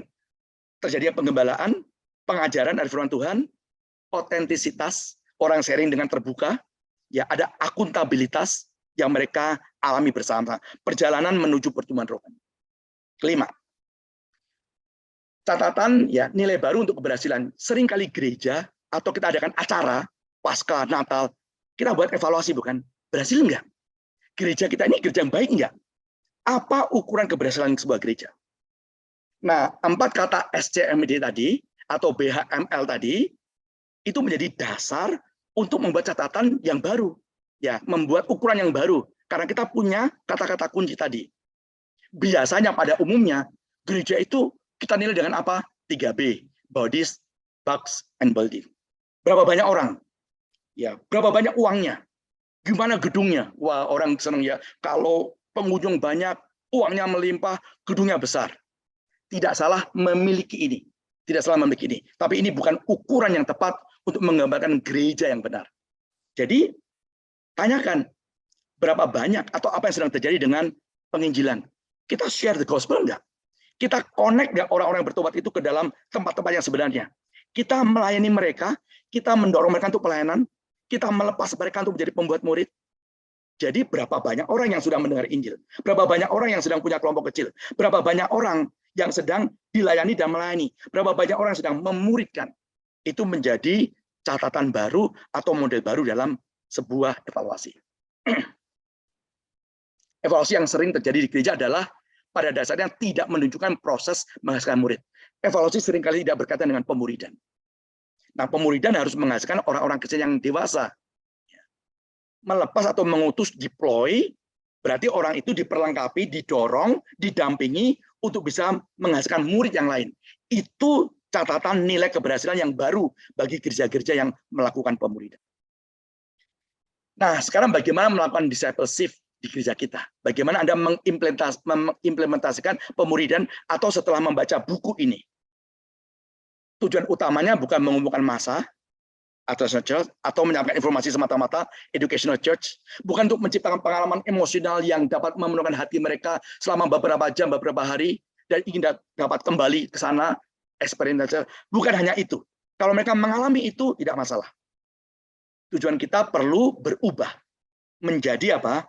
Menghasilkan murid Kristus dan menyalurkan mereka, ya, rilis, deploy ke dunia, sehingga mereka dapat menghasilkan murid-murid lainnya. Ini murid Kristus yang memuridkan orang lain. Anda dan tim kepemimpinan Anda diharapkan memakai prinsip-prinsip dalam buku ini dan menggumulnya sendiri untuk menerapkannya sesuai dengan keunikan kegiatan, tradisi atau struktur gereja Anda. Kontekstual, di mana Anda tinggal. Tidak ada satupun model yang akan bisa persis sama di copy paste di gereja lain. Tapi prinsipnya harus sama. Tinggal implementasinya berbeda. Nah, itu diskusikan dengan pemimpin. Pemuridan seperti apa? Saya kadang-kadang kalau menolong gereja, saya mengatakan Anda membutuhkan 5-8 tahun untuk dapat gambaran. Oh, pemuridan di gereja kami itu paling tepat dengan cara seperti ini. Kami bongkar ulang ini. Kami tahun-tahun ini dengan tim saya di gereja, kami membongkar ulang kurikulumnya, membuat penyesuaian, penambahan, dan sebagainya. Ya, nanti mungkin 5 tahun ke depan dilihat lagi apakah efektif atau tidak. Ketika Anda mulai mengimplementasikan pemuridan, langkah-langkah skala besarnya ada 5. Sebagai tim bukan cuma sendiri, milikilah visi yang akitabiah untuk gereja Anda. Kedua, sebagai tim, ciptakan bahasa dan definisi istilah-istilah yang sama. Jadi satu bahasa, satu gagasan, satu ukuran. Sebagai tim, kembangkanlah proses untuk membuat murid. Jadi visinya jelas, pembahasannya jelas, konsepnya sama, kemudian dia punya pemahaman akan proses, start bagaimana, jalannya seperti apa, endingnya seperti apa. Ya. Sebagai tim, kembangkanlah proses membuat murid dan kemudian serahkanlah proses itu ke tangan pasukan di garis depan. Hiduplah visi Anda secara konsisten dan sampaikanlah kembali visi itu secara konsisten, terus menerus. Tetaplah melakukan evaluasi, koreksi dan dorongan. Ya, itu diperlukan. Terakhir kata Alvin Toffler, the illiterate of the 21st century, kebuta hurufan orang-orang abad ini adalah orang-orang yang bukannya tidak bisa baca dan menulis. Jadi buta huruf bukan itu, tapi mereka yang tidak bisa belajar, ya, kemudian menanggalkan hal yang lain, menanggalkan hal yang salah, unlearn dan relearn, belajar ulang. Ya, mengubah konsep, mengubah paradigma. Itu hampir tidak banyak orang yang bersedia melakukannya. Jadi kita sudah melihat gambaran sekilas tentang discipleship, 5 perubahan paradigma. Pertanyaannya, bagaimana di gereja dan komunitas Anda? Ada yang perlu diubah? Bagaimana mengubahnya? Silakan nanti didiskusikan dalam konteks-konteks gereja masing-masing. Baik, saya selesai. Mudah-mudahan waktu saya pas. Ya. Saya kembali kepada Mbak Yolen. Oke, terima kasih Pak Petrus.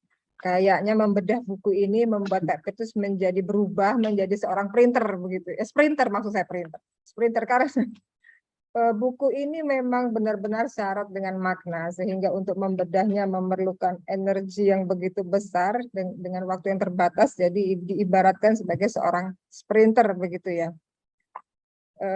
Saya tambah sedikit Mbak Yoleng. Oke, silakan. Saya sempat berpikir bagaimana sebetulnya kalau ini nanti buat kelanjutannya. Atau saya setelah membaca ulang buku ini dan membuat catatan tadi, saya berpikir di gereja saya akan sampaikan dalam 5 sesi. Bukan sampaikan, akan dipakai diskusi pemimpin 5 sesi. Gitu ya. Mungkin 1 bulan sekali, 1 shift, kemudian apa implikasinya, apa yang perlu diterapkan, kemudian bulan berikutnya shift kedua begitu, itu menarik. Ya.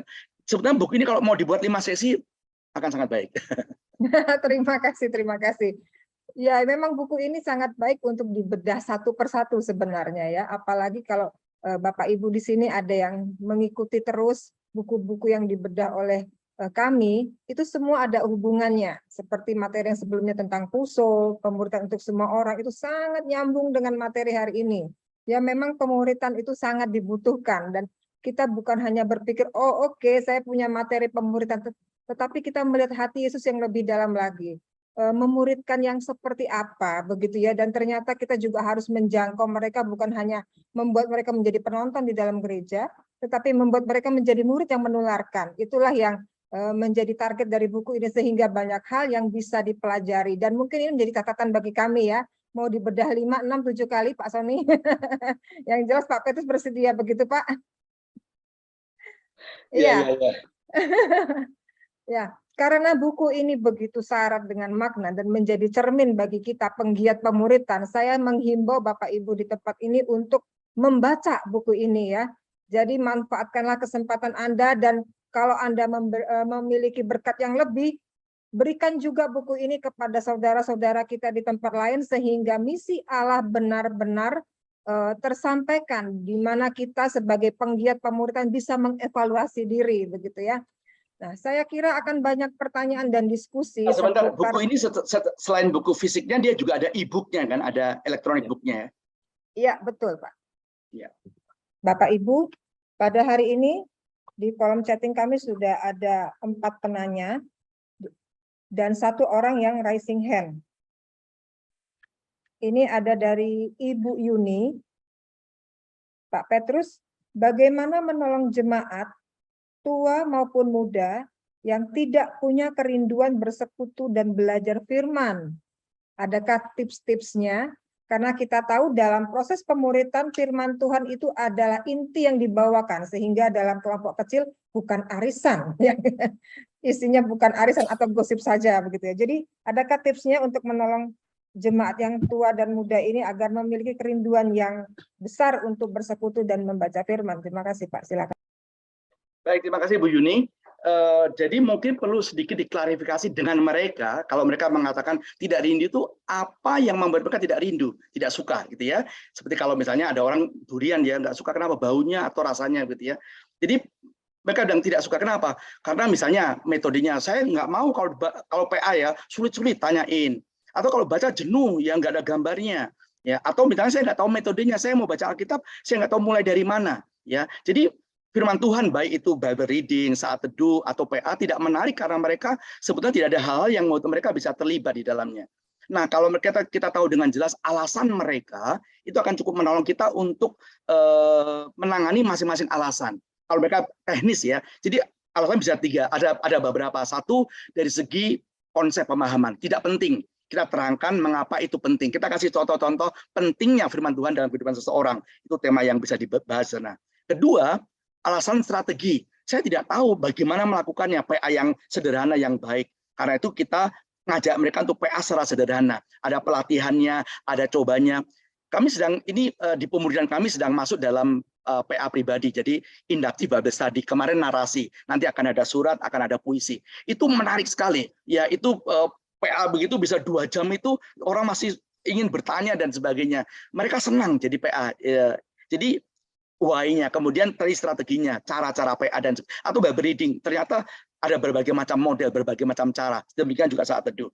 Ketiga, mungkin mereka sudah melakukannya, tapi mereka mentok karena alasan tertentu. Misalnya terlalu tinggi ekspektasinya, tidak realistis dalam membuat program dan seterusnya. Ya, jadi 3 hal itu. Tanyakan mengapa, kita tahu kemudian mengubah wawasan mereka, keyakinan mereka bahwa itu penting. Kedua, menolong strategi, membuat strategi yang tepat. Ketiga, mengatasi kesulitan kalau dalam melakukan strategi itu mereka menghadapi hambatan. Sementara itu dulu. Baik, berarti kita harus melihat kepada penyebabnya, kemudian strategi penjangkauannya atau penyampaiannya, begitu ya, dan hal yang lain, gitu secara komprehensif. Masih dari Ibu Yuni ini, Pak Petrus. Apakah pemuritan di antara pemuda perlu dipimpin oleh orang yang lebih tua? Apakah usia tersebut menjadi hal yang wajib? Atau boleh oleh sesama pemuda yang tentunya lebih dewasa rohani? Apalagi kita lihat sekarang generasinya udah beda ya, Pak Petrus. Ya. Mungkin metode penjangkauannya juga berpengaruh ini. Silakan. Ya, baik. Memang dalam pemuridan ada satu persoalannya, yaitu grouping, membuat grup. Grouping itu yang paling ideal seperti apa? Itu nanti ada beberapa teori grouping ya, tentang kalau gereja apalagi, apakah per komisi, kedekatan rumah, atau tingkat kedewasaan rohani. Prinsipnya adalah pembimbing, nanti apapun namanya, mentor, di beberapa tempat disebut kambing, kakak pembimbing gitu ya. Jadi kambingnya, atau mentornya, atau fasilitator, atau kakak rohaninya, itu mau tidak mau, dia pasti akan ada sedikit di depan atau di atas. Secara pemahaman, karakter, keyakinan, komitmen harus sedikit di atas gitu. Tidak tergantung usia sebetulnya. Sebetulnya tidak tergantung usia. Ya, ada orang yang usianya lebih muda tapi dewasa sekali. Saya waktu di kampus dulu beberapa kali menolong orang-orang yang di semester atas saya, begitu mereka oke untuk belajar. Itu tergantung teachability atau kerinduan belajar, keterbukaan belajar dari orang-orang yang tolong. Tapi kalau itu menyusahkan, memang lebih mudah adalah taruh orang yang secara tadi kerohanian, tapi juga usia sedikit di atas itu. Ya, kalau terlalu jauh nanti ada generation gap. Kalau misalnya anak remaja usia 13 tahun, 14 tahun yang nolong oma-oma usia 70 tahun, wah kan nggak nyambung itu nanti ya. Jadi memang kalau sedikit di atas lebih baik. Sesama pemuda atau keluarga muda, ya ini di tempat kami, di gereja kami beberapa pemuda ditolong oleh keluarga muda. Jadi ada beberapa remaja putri usia-usia mungkin 25, 26 yang menolong usia-usia 30, 35 begitu ya dari keluarga muda. Nampaknya oke. Jadi patut dipertimbangkan itu. Ya, memang butuh waktu kadang-kadang awalnya rasanya tidak, tapi kalau tadi relasionalnya dibangun, ya, kemudian mereka menikmati kelompok itu, gap-gap itu dalam waktu tertentu akan mulai tipis atau semakin mendekat. Gitu. Itu sih jawaban saya sekilas. Nanti kalau mau lebih tahu, banyak tahu tentang model grouping ini bisa dieksplor, bisa dicari tahu lebih banyak lagi. Baik, saya kira ini cukup Sebentar, saya mau klarifikasi dulu. Ini pertanyaan silakan. mengenai pemuridan pada umumnya. Jadi atau mau mengenai buku ini gitu ya. Jadi kalau mengenai buku ini apa kalau buku ini tidak membahas ya saya katakan tidak ada gitu. Tapi kalau pemuridan pada umumnya ya saya mungkin sedikit sharing apa yang saya sedikit tahu tentang hal tersebut. Saya kira ini beranjak dari materi yang dibahas, karena tetapi mengerucut kepada yang sekarang anak muda begitu. Oke, ya. Ya, mungkin ini sudah cukup menjawab ya. Kita memperhatikan untuk menciptakan trust begitu ya, sehingga mereka bisa share dan kita juga bisa masuk ke mereka. Baik, ini ada satu penanya yang raising hand, Ibu Hesti Jadi. Silahkan Ibu Hesti. Ya, terima kasih kesempatan. Bisa on cam Ibu.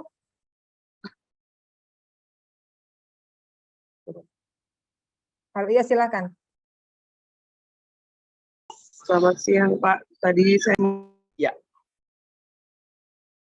Mute Bu, suaranya nggak keluar sekarang, maaf.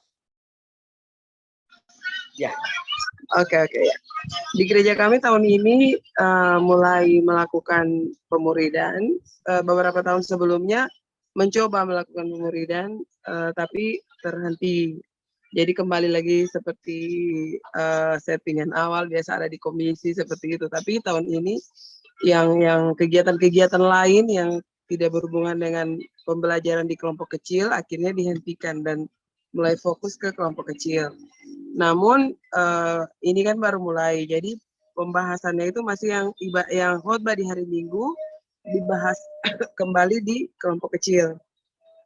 Nah, cuma kalau saya baca buku ini dan penjelasan Bapak yang Pak Setiawan jelaskan juga saya sudah dengar, kemudian yang Bapak jelaskan ini, kemudian buku Kambium dan buku ini yang Bapak baru jelaskan, sedikit banyak yang saya pahami berarti pemuridan yang alkitabiah itu yang intensional dan bahannya itu seperti tadi dari khusus untuk setiap orang berdasarkan pertumbuhan imannya.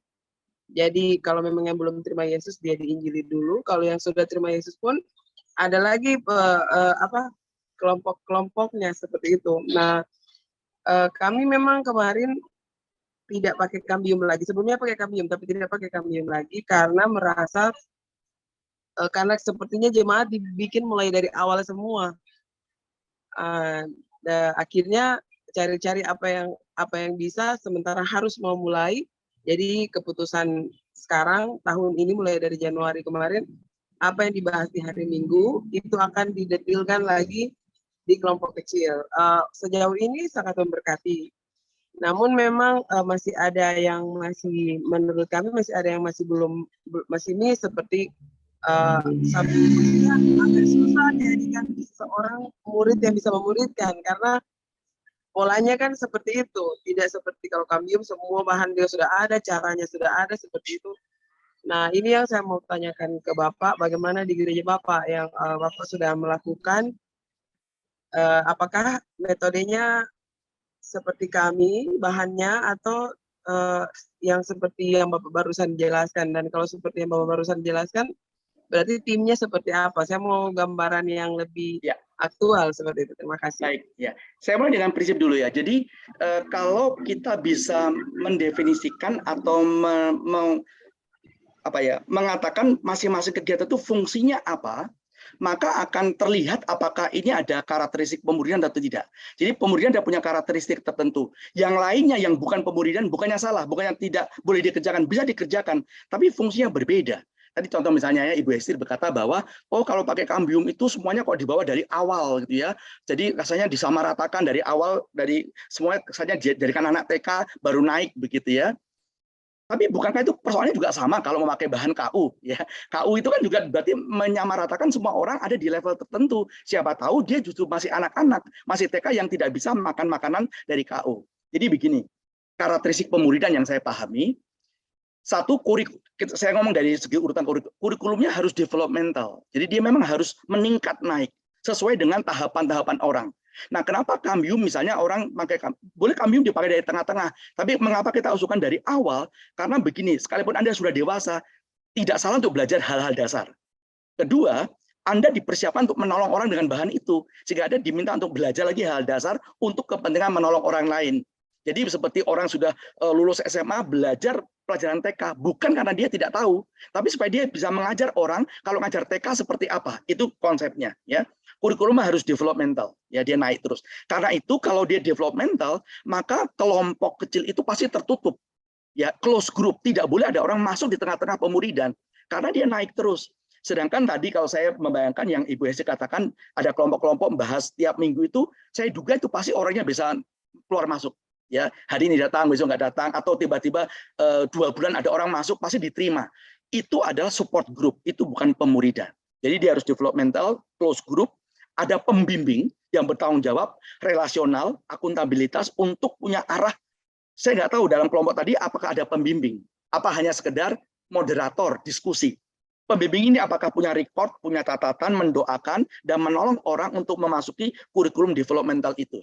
Ya, nggak ada akuntabilitas, tanya penerapannya apa, cek penerapan. Sedangkan yang tadi dugaan saya dalam membahas khotbah itu pasti akuntabilitasnya tidak sangat kuat. Menanyakan penerapan, minggu depan dicek lagi penerapannya, Bible readingnya sampai gimana. Saya pikir tidak semacam itu. Jadi itu bukan pemuridan menurut saya. Ya, jadi kalau mau bikin pemuridan itu boleh dipertahankan kalau masih ada energi.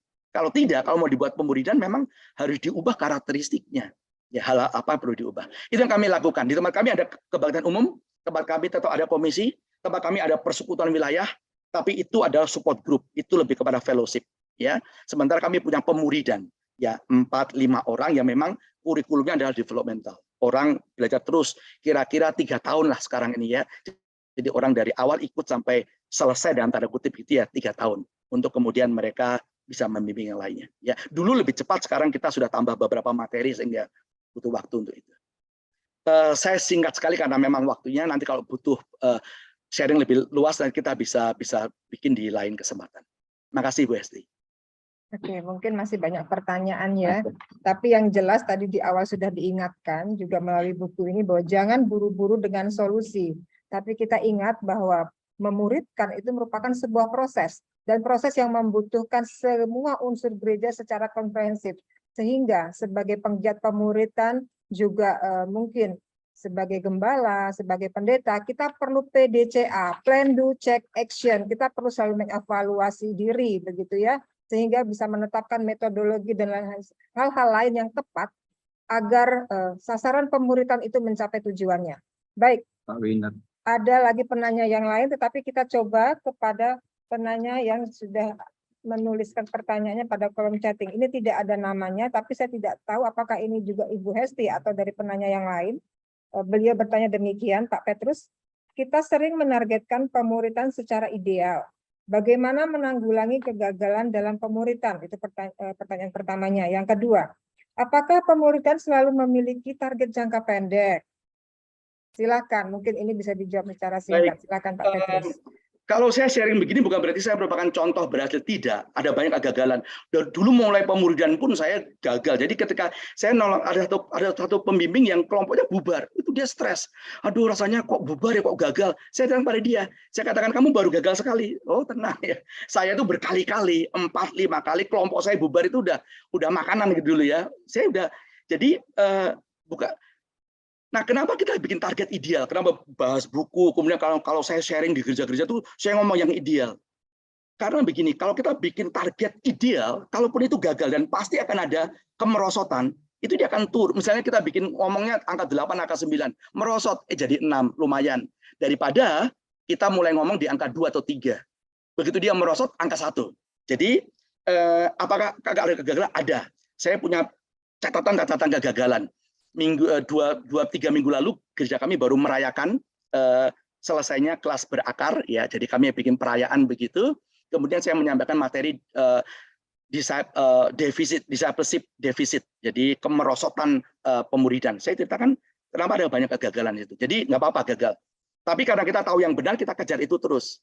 Ya, jadi di tempat kami masih banyak PR yang perlu dikerjakan. Ya, baik relasionalnya, konsepnya, bahan-bahannya masih terus berproses ke sana. Ya, apa perlu ada target jangka pasti? Ya, sekolah aja begitu. Orang itu nggak mungkin sekolah masuk SD terus sekolah terus tanpa ada ujian, ada tes, kemudian tiba-tiba tahu-tahu sudah jadi sarjana. Kan enggak.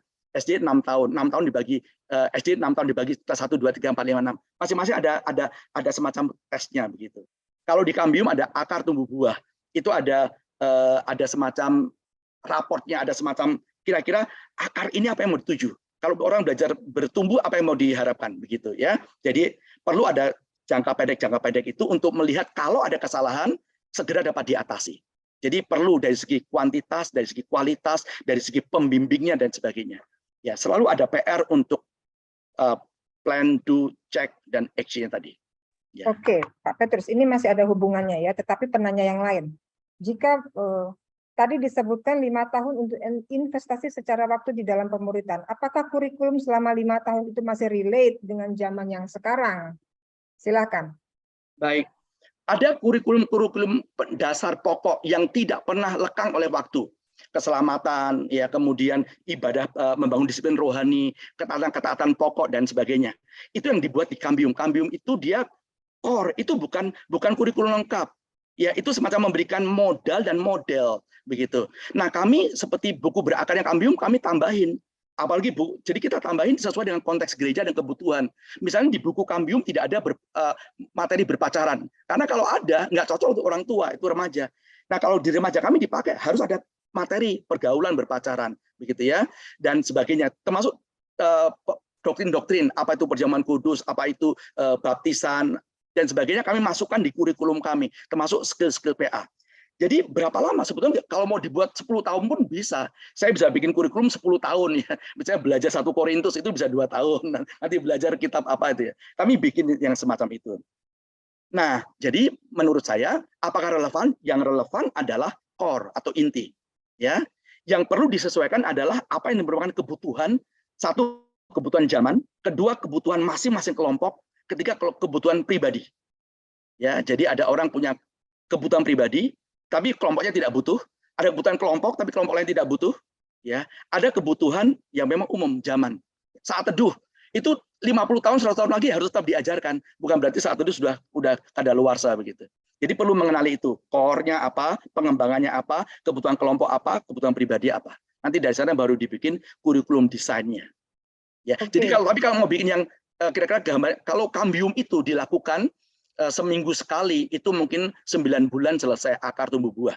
Kalau dibuat 2 minggu, satu topik dibuat 2 kali, itu bisa lebih lama. Kami memakai Cambium Plus, kira-kira sekarang bayangan saya menjadi 3 tahun untuk menyelesaikan itu.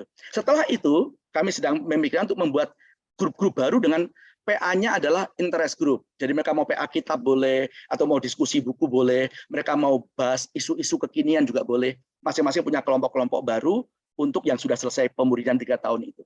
Itu kami coba lakukan. Baik, sekarang kita bisa memahami bahwa ada memang materi-materi sebagai core-nya. yang tidak boleh dihilangkan, dan itu menjadi hal-hal yang tidak akan luntur oleh zaman. Tetapi ada materi-materi ditambahkan yang disesuaikan dengan kebutuhan, juga kebutuhan perubahan zaman begitu ya. Baik, ini ada penanya kita dari Bandar Lampung, Bapak Winer Silalahi. Silakan Bapak. Ya, salam. Kenalkan saya Winer Silalahi Benar. dari Bandar Lampung. Saya punya pelayanan dari apa namanya? Saya dari penyuluh Kementerian Agama Provinsi Lampung. Saya punya objek pelayanan di kampus ITERA. Jadi baru-baru ini kami, sebenarnya saya sudah 3 tahun ya melakukan pelayanan di kampus ini. Namun tahun pertama lumayan sukses pemuritan yang kita terapkan di kampus, di asrama, khususnya asrama. Kami ada di kampus itu ada asrama lebih kurang sekitar 200-an sampai 300-an mahasiswa Kristen ada di sana setiap tahunnya. Nah, jadi saya fokus di sana pelayanannya. Nah, jadi tahun pertama lumayan sukses, tapi tahun kedua, tahun ketiga karena COVID saya benar-benar hancur pelayanannya, tidak ada, ya kami buat lewat online tapi semua kayaknya tidak terdampak positif lah. Nah, namun untuk tahun ini kami sudah lakukan kembali offline. Nah, kami ada sekitar 208 mahasiswa baru di asrama, dan kemudian kami bagi kelompok-kelompoknya ada 55 orang, sekitar 40-an kelompok. Namun, nah ini mungkin berupa kendala atau ya saya coba mengatasi, tapi mungkin beri masukan oleh Pak Petrus. Ini adik-adik yang membina, yang memimpin yang di asrama ini adalah yang pernah, bukan yang sedang ikut pemuritan, tapi yang pernah ikut pemuritan di online waktu itu. Mereka bersedia jadi bergabung anak yang di PMK dan juga yang dari luar. Nah, jadi saya minta kroyok untuk asrama ini supaya semua bisa dipimpin. Nah, cuman model yang saya buat itu di kampus di asrama itu pakai buku Saat Teduh. Jadi mereka itu ada program Saat Teduh setiap pagi.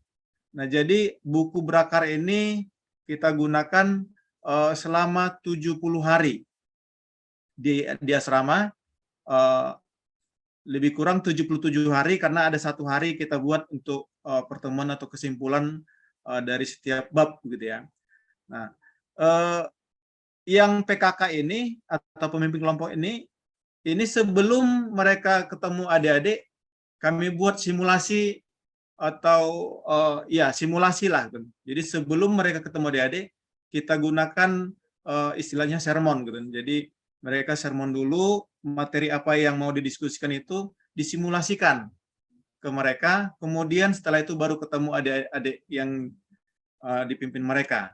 Nah, jadi dari 40-an kelompok pemimpin ini ada sekitar 8 pembina untuk mereka ini. Jadi 55 orang kita pimpin Pak, lagi. Jadi orang bisa ya. Langsung pada poin pertanyaannya Pak. Nanti kalau yang tips-tips lebih dalam bisa didiskusikan di luar acara karena Bapak Petrus masih bersedia menangani. Silakan langsung pada pertanyaannya. Ya, jadi maksud saya yang mau saya tanyakan itu, ini kan mereka yang memimpin tadinya menggunakan buku PA biasa dari buku Berakar, tapi memimpin adik-adik yang menggunakan buku Saat Teduh. Nah, mana yang lebih baik untuk mereka gunakan? Apakah tetap menggunakan buku PA untuk diskusi PA, diskusi kelompok kecilnya, atau mereka mengikuti buku Berakarnya? Mungkin itu pertanyaan. Terima kasih. Baik, bagi rekan-rekan lain ya, ini lebih khusus pada kurikulum Cambium. Jadi yang disebut itu adalah materi-materi Cambium gitu ya. Jadi kalau mana yang lebih baik, kedua masing-masing memiliki keuntungan dan kerugian. Didaftar aja apa positifnya, apa negatifnya, kekurangan dan keuntungannya. Maka dipilih mana yang paling menguntungkan. Kemudian kita siap-siap untuk menanggulangi negatif dari pilihan tersebut. Ya, jadi kalau saya bicara mengenai waktu teduh, positifnya itu orang bisa persiapan masing-masing, cuma negatifnya pastikan mereka saat teduh, ya mereka at least membaca buku-buku itu. Kemudian kekuatan pada pembimbing, karena pembimbing kalau di non saat teduh itu kan ada slide itu, jadi apa yang mau diajarkan urut sekali dan lengkap. Kalau melalui waktu teduh, pembimbing harus bisa melihat benang merah selama saat teduh 7 hari itu, Jadi pembimbing tesnya begini, coba Anda kasih mereka waktu 5 menit untuk menceritakan inti dari materi di topik tersebut. Jalan keselamatan, coba ceritakan 5 menit melalui waktu teduh itu. Kalau mereka tidak bisa, nanti susah untuk membimbing orang, susah untuk membuatkan benang merah itu apa sih yang kita pelajari dari sini. Nah, menurut saya begini secara ringkas. Kalau mau pakai waktu teduh pakai, tapi pembimbing harus melihat slide, harus melihat buku yang aslinya atau buku simplified untuk pengajarnya. Kalau dia menguasai itu, dia punya gambaran mental, jalan keselamatan apa, jaminan keselamatan isinya apa, KSP apa, nanti kemudian dia bisa mendengarkan sharing dan bisa meringkaskan sehingga orang tetap dapat sesuatu yang memang diharapkan dari saat teduh 7 hari itu. Ya, jadi baik, itu mungkin tesnya. mungkin untuk khusus Kambium bisa dibicarakan Oke. setelah acara ini begitu ya. Kita akan lanjut kepada 2 penanya yang lain, tetapi yang satu saya akan simpan di akhir karena sangat menarik ini. Saya akan memberi kesempatan dulu untuk Bapak Hengki Dauhan. Silakan Pak Hengki. Mic-nya. Oh, ya. Ya, terima kasih. Saya juga memimpin kelompok kecil ini. Tapi pelajaran-pelajaran yang saya terima dari gereja kami itu tidak mengarahkan materinya pemuridan untuk memuridkan. Jadi hanya sekedarkan pengajaran-pengajaran, tapi tidak mengarah kepada untuk memuridkan orang lain. Oleh sebab itu, apakah kami bisa mendapatkan apa yang disampaikan tadi berupa kurikulum atau materi-materi yang mengarah kepada untuk memuridkan kembali. Terima kasih. Ya, baik, terima kasih. Nanti bisa menghubungi Gloria ya. Tidak harus pakai Kambium ya. Silakan membuat kurikulum sendiri yang memang dia bergerak maju sampai menolong orang diperlengkapi untuk bisa memuridkan. Ya. Iya, bagi yang ingin memakai pemuridan yang disediakan oleh Gloria, nanti bisa menghubungin kami, Bapak Dauhan, juga Bapak Ibu yang lain. Kami menolong gereja-gereja yang belum mempunyai materi pemuridan, begitu ya. Nanti bisa menghubungin kami ya Pak Hengki di nomor yang akan kami berikan. Ya, sekarang kita pada penanya yang selanjutnya dari kolom chat. Pak Petrus, ini tidak ada namanya memang. Bagaimana menerapkan pemuridan pada gereja besar karismatik yang hanya berfokus pada teologi kemakmuran? Bagaimana pada anak muda yang hanya mau dimuridkan, tapi tidak mau memuridkan? Silahkan Pak Petrus. Oke, ada 2 pertanyaan. Yang pertama, saya pikir semua gereja potensial untuk pemuridan. Ya. Apa yang merupakan kekurangan gereja, entah itu pengajaran, entah itu hal lain, itu bisa katakanlah ditolong ketika pemuridan itu kurikulumnya sehat paling tidak. Ya, karena pemuridan itu kan membuat orang belajar dari Alkitab. Pemuridan tidak belajar satu doktrin, justru tidak belajar doktrin gereja lain. Dia belajar Alkitab untuk mempertajam doktrinnya atau menambahkan ini dan itu.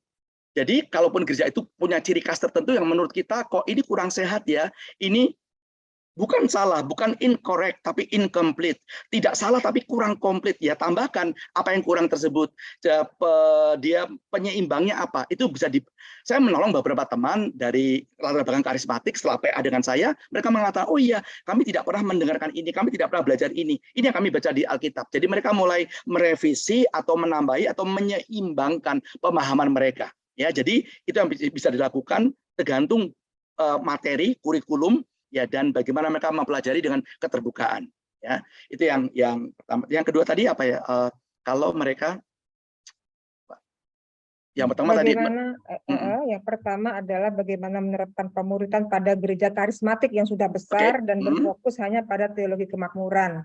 Yang kedua, bagaimana pada anak muda yang hanya mau dimuridkan tetapi enggan menjadi murid yang benar. Silakan. Jadi itu klasik ya, orang yang sudah dimuridkan kemudian tidak mau memuridkan. Ya, satu itu pemahaman, wawasan ya, menolong mereka memahami amanat agung yang sebagai orang percaya mereka diminta untuk memberikan pengaruh bagi orang lain. Kedua, wawasan itu menjadi keyakinan, conviction. Saya yakin itu penting. Ketiga, pemerlengkapan. Orang tidak siap karena nggak tahu bagaimana pemerlengkapan. Keempat, pendampingan. Mereka perlu didampingi kalau ada kesulitan seperti apa. Ya. Kelima, boleh strategi atau bahan itu memang dia bisa diduplikasi dengan mudah. Dia diperlengkapi. Saya mau menolong, saya nggak tahu caranya. Ini loh, kami ada bahannya. Ini loh caranya. Jadi sepanjang dia punya pemahaman, dia punya keyakinan, dia diperlengkapi, dia didampingi, dan diberi alat yang relatif mudah, mudah-mudahan bisa. Kadang-kadang saya juga tahu bahwa orang bukannya tidak bersedia, belum bersedia, alasan tertentu, waktu, komitmen, saya tahan mereka. Tapi dalam gereja kami, di level tertentu, semua orang didorong melayani. Kalaupun belum bisa memimpin kelompok, mereka harus dipantau ada di pelayanan tertentu. Ya, jadi mereka sedang melayani di komponen-komponen gereja. Itu yang bisa saya jawab dengan cepat. Baik. Lalu bagi Bapak Ibu yang ingin mendapatkan buku-buku pemerlengkapan pemuridan dengan diskon sampai dengan 50%, kami mengundang Bapak Ibu untuk menjadi anggota komunitas Katalis di www.katalis.org.id. Silakan Bapak Ibu, kalau Bapak Ibu bergabung dalam komunitas kami, Anda akan selalu mendapatkan buku-buku Katalis yang terbaru, begitu ya, dan Anda tidak akan ketinggalan informasi tentang pemuridan. Baik, kita memang harus mengakhiri acara ini. Terima kasih untuk Pak Petrus dan kita berikan aplaus. Bapak, sebelum acara ini kita tutup dengan doa berkat, kami minta Bapak memberikan closing statement yang menjadi penguat materi kami pada hari ini. Silahkan. Ya, terima kasih rekan-rekan sekalian untuk kesempatan belajar bersama. Jadi saya yakin bahwa pemuridan bukanlah pilihan, bukan cuma sekedar dianjurkan, tapi karena itu adalah amanat, the Great Commission, maka kita tidak bisa menghindar dari pemuridan. Persoalannya adalah bagaimana kita memperjuangkan kalau selama ini arah gereja kita secara tradisi tidak sedang fokus pada pemuridan, maka pelan-pelan kita membuat perubahan shift untuk melakukan pemuridan. Tidak mudah, selalu tidak mudah ya. Kita butuh waktu, butuh energi, butuh keyakinan, butuh topangan dari Tuhan untuk melakukannya. Tapi dengan komunitas semacam ini kita bisa saling belajar bersama-sama. Selamat mengembalikan fokus pelayanan Anda kepada pemuridan, selamat menggumulkan strategi-strategi yang paling efektif untuk melakukannya, dan mari berjuang ketika tantangan, ketika ketidakberhasilan itu menjadi sesuatu yang mematahkan semangat kita, terus berjuang untuk bisa melakukannya. Terima kasih atas motivasi yang diberikan bagi pejuang-pejuang pemuridan yang ada di Zoom meeting hari ini. Dan sekarang tiba waktunya kita untuk menerima doa berkat, menerima berkat-berkat Tuhan yang akan dihantarkan oleh Bapak Pendeta Susanto sebagai pimpinan umum Yayasan Pelayanan Gloria. Silahkan Bapak. Ya, terima kasih Pak Pendeta Petrus yang sudah meluangkan waktu dengan segala pengalamannya, mulai proses pemuridan dari Solo sampai melanglang buana sekarang di Singapura ya. Dan apa yang dibagikan hari ini adalah pengalaman Pak Petrus ini luar biasa. Juga terima kasih untuk saudara-saudara semua yang sudah hadir dalam acara bedah buku ini. Kalau nanti memang semua merindukan, buku ini akan dibedah detail, mungkin bisa diusulkan. Atau kalau ada yang ingin mengenal Cambium itu apa sih? Sebab banyak yang bertanya kayaknya Cambium itu apa, kok ada model simplify, ada yang saat teduh, ada yang pakai buku PA dan sebagainya. Nah, banyak orang kan mungkin bingung, kayak apa Cambium itu? Ya, suatu hari saya usulkan kepada teman-teman di Jogja untuk bisa membahas Cambium itu secara lengkap supaya orang punya gambaran, oh seperti itu. Jadi kalau gereja masing-masing belum mempunyai bahan untuk pemuridan, maka bisa memakai buku Cambium ini. Iya, jadi nanti Cambium itu mungkin akan dibedah. Ini tadi dari Ibu Heru, Ibu Wahyu, Jember, itu rekannya Pak Stefanus yang ada di Sydney menanyakan Cambium itu apa. Nah ini sudah ada pertanyaan satu. Berarti memang Cambium itu perlu diterangkan lebih jelas ya. Oke, mari saudara kita akhiri pertemuan ini dengan memohon berkat dari Tuhan sendiri. Mari kita bersama memohon berkat. Kami mengucap syukur Bapa di sorga buat pertemuan yang sangat singkat ini untuk membukakan kepada kami pentingnya akan pemuridan seperti Kristus Yesus sendiri sebelum meninggalkan dunia ini. Engkau mengutus murid-muridmu, mengutus murid-muridnya untuk pergi menjadikan semua bangsa itu murid Kristus dan mengajarkan mereka tentang segala sesuatu yang sudah diajarkan Kristus kepada mereka, dan mereka juga diberikan amanat untuk membaptis mereka dalam nama Bapa, Anak, dan Roh Kudus, agar supaya mereka masuk di dalam persekutuan bersama dengan Bapa, Anak, dan Roh Kudus, yaitu persekutuan gereja Tuhan yang Tuhan bangun melalui fondasi Kristus Yesus. Dan biarlah Engkau memberikan kami berkat-Mu, Tuhan. Engkau membukakan visi ini, supaya setiap kami boleh sungguh-sungguh ditantang untuk membawa gereja kami kembali kepada gereja seperti yang Tuhan amanatkan, yang Tuhan perintahkan untuk kami lakukan, yaitu menjadikan semua bangsa murid Kristus, yaitu dengan mengajarkan apa yang sudah Kristus ajarkan. Kiranya Tuhan memberkati engkau dan melindungi engkau. Tuhan menyinari engkau dengan wajah-Nya dan memberi engkau kasih karunia. Tuhan menghadapkan wajah-Nya kepadamu dan memberi engkau damai sejahtera. Kasih karunia Tuhan Yesus Kristus dan kasih Allah dan persekutuan Roh Kudus menyertai kamu sekalian. Amin. Tuhan memberkati.